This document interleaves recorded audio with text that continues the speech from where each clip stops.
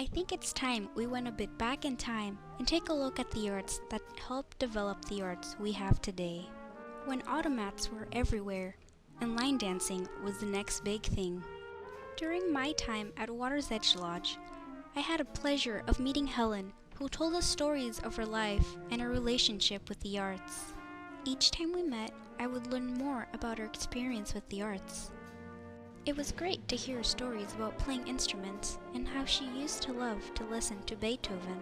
I learned she had experience with dance as well, and how she would translate music into dance as she worked as a modern dance teacher. Not only was she interested in musical arts, she also had a fair knowledge of artists and shared with us some of her favorite painters. She told us her experience with the violin and how she never really liked it. I've always liked the instruments I learned to play, so I guess I can't say the same thing about the flute and saxophone. Helen told us the story of when she worked on the top floor of Steinway Hall teaching dance. She never got the opportunity to see what the performance room looked like, so I did a little research.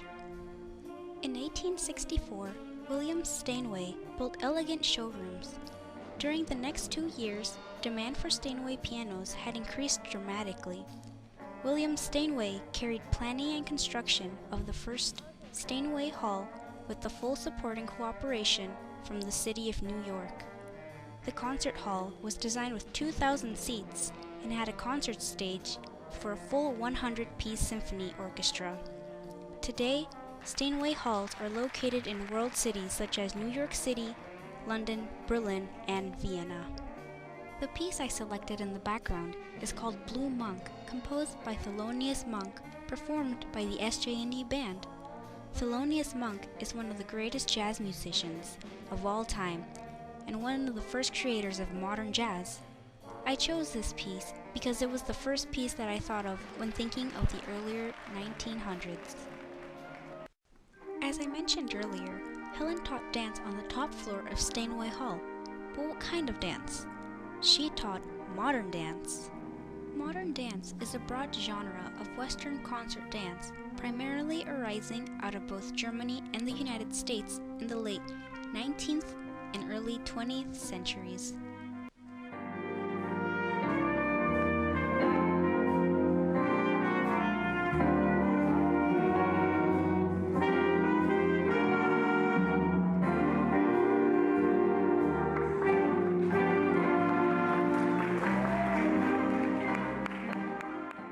I guess you can't really compare modern dance with the kind of dance performed in the SJ&D musicals like Grease, In the Heights, or The Wedding Singer.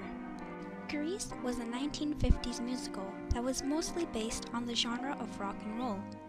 In the Heights brought varied beats of Latin music, impressive rhymes of rap, and narrative hip-hop. And The Wedding Singer has the retro humor and music style of electric pop sounds and hardcore rock beats.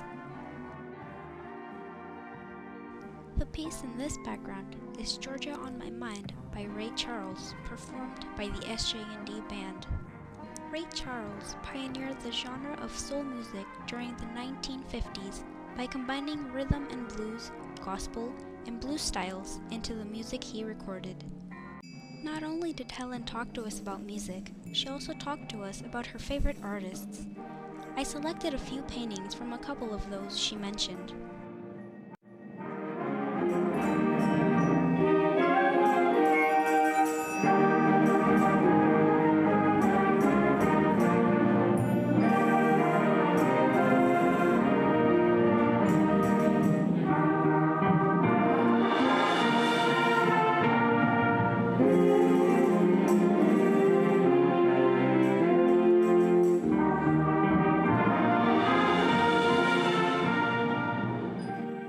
The piece I selected in the background here was 3 Renaissance dances arranged by John Moss, also performed by the SJ&D Band. I felt like this song best fit the theme of most of these paintings. Well, that's all I have. Thanks for watching, and I hope you enjoyed!